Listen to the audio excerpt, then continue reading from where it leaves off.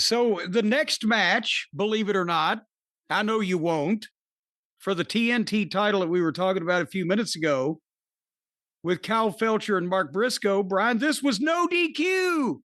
Anything goes.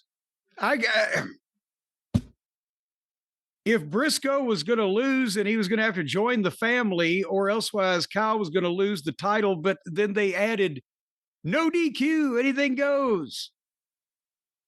And here we go. The first 2 minutes, they're on the floor. They've used the chair. Briscoe hit him multiple times with a chair, gave him a brain buster. Or no, Kyle gave Briscoe the brain buster on a chair on the floor.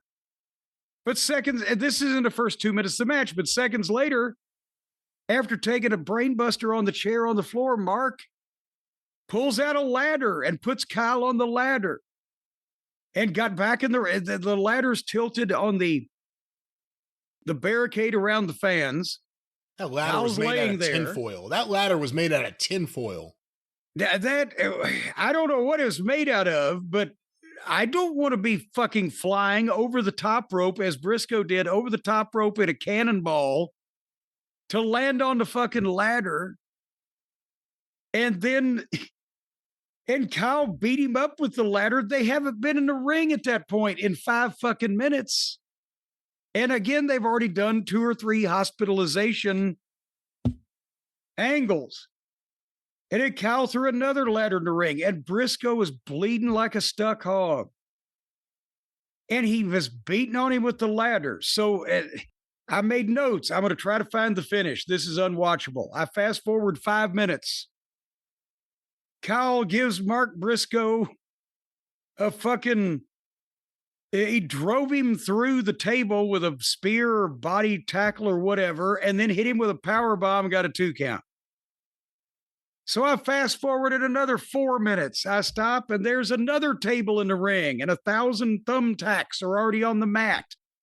And they were in the process of fighting on top of a 15-foot ladder, where they then fell off and went through the table, where then Mark Briscoe pulled out another table from underneath the ring, but this had coils of barbed wire duct taped to it.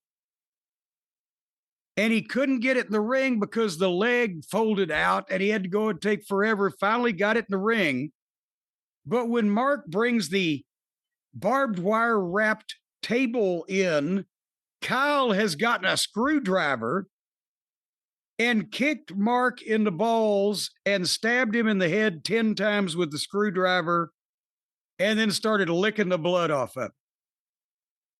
At that point, we were 20 minutes into the match. I said, I can't do it anymore. And apparently sometime later, Mark won the match and the TNT belt. What did he use? A bazooka or some type of, I don't know, guillotine type apparatus with a sharp blade? Yeah, again, it went further than it needed to. For longer than it needed to, 25 minutes, that match. And it came on the heels of the Moxley match. They did a no DQ match after a no holds barred match. You know, good for Mark Briscoe. I hate the fact that this would in any way, and I don't think it does, but I think it could be presented that way, validate Tony's booking philosophy of bring guys in, beat them, just have everyone beat them, and it doesn't matter. You just got to give them a little run and it overtakes everything else. He's tried that with Kyle O'Reilly. He's tried that with Mark Briscoe here now. Well, if it did work, his ratings would be up and interest in these people would be interested.